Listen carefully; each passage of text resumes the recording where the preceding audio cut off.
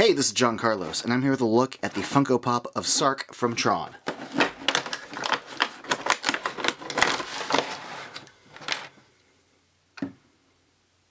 As someone who thinks the design of Sark's outfit is kind of ridiculous, I really like this pop. This ridiculous design translates into a really cool looking pop.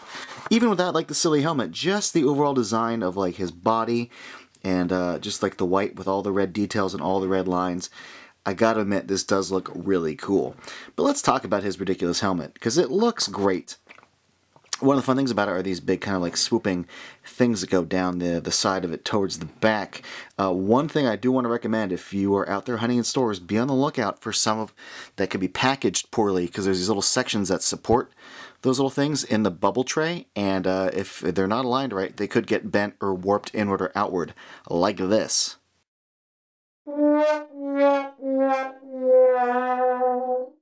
Yeah, you don't want that, so be sure to inspect the pop you're buying. But the lines on this all look great. The overall shape of his little helmet looks awesome, but the red lines on it look pretty good. I have some problems with the little red lines, especially like on the V, that look a little I don't know, like bumpy, bubbly, like the actual like red has a little, I don't know, it's like cracked and bubbled over. I don't know. I saw that on a few of the ones that I was hunting for.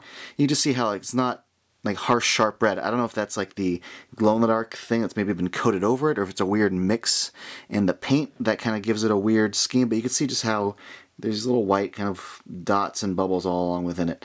Oh well, it still reads pretty good on the shelf from not close up.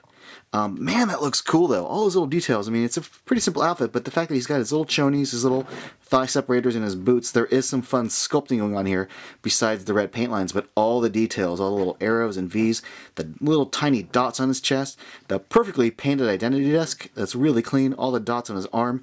As far as details go, Funko did paint some really good details onto this, and this glows in the dark. So let's take a look at that. Like a lot of Funko glow-in-the-dark stuff I've dealt with, it glows barely for a few seconds and then it quickly fades away. It glows red, which looks awesome in the dark, at least to my naked eye, but not really on camera. So yeah, it glows dim, but it's still an awesome figure because it has a really great design.